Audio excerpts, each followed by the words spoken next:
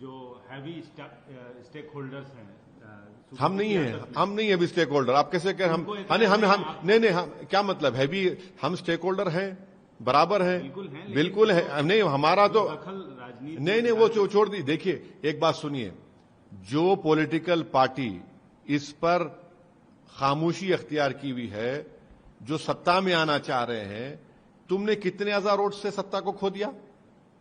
ये अलग बात है कि तुमने बेईमानी करके हमारे 4 बेईमानों को खरीद लिया, अलग बात है। मगर ये होश के नाखून लो, इस पर जागो।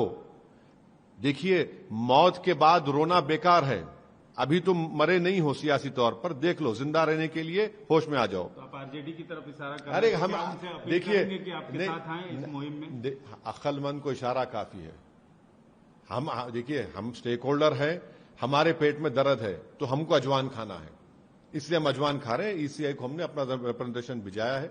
हम उम्मीद करते हैं कि ऑनरेबल इलेक्शन कमिश्नर हमारे रिप्रेजेंटेशन को देखेंगे, पढ़ेंगे, हमारे कंसर्न्स को एड्रेस करेंगे, क्योंकि जब ये डेमोक्रेसी का एक बहुत बड़ा फेस्टिवल है और मेरा हथियार तो वोटर है ना।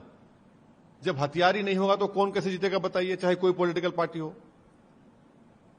अच्छा, लगे हाथ जब पूछ, ये भी हम जानना चाहेंगे कि सीमांचल से बाहर निकल के आप चुनाव लड़ेंगे, क्योंकि अभी तक देखिए, अभी तक हमारे प्रदेश अध्यक्ष अख्तरुल ईमान साहब ने ये कोशिश कर रहे हैं कि बीजेपी को सत्ता में आने से एनडीए को रोका जाए।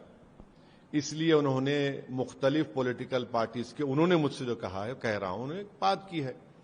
अब उनको समझ में आता है नहीं आता अलग बात है, मगर जहां तक हमारी पार्टी का मामला है, हम अपना चुनाव पूरी ताकत के साथ लड़ेंगे।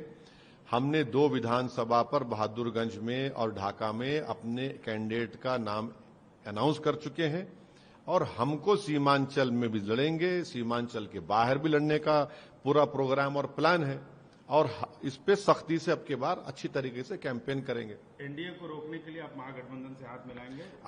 अख्तरुल ईमान साहब ये कोशिश कर रहे हैं, जो हमारे बिहार के अध्यक्ष हैं।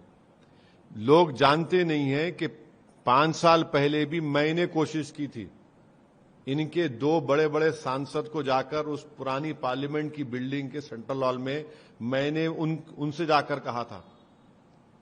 अब अभी भी अख्तरुल ईमान साहब कोशिश कर रहे हैं कि हम भी नहीं चाहते कि भाजपा या एनडीए जीते वहां से। अब ये उनके ऊपर है, ये उनके ऊपर मुनस्सिर है, वो फैसला आजाद अपना फैसला लेने के हकदार हैं। हम अपनी पार्टी के हक में फैसला तैयार हैं।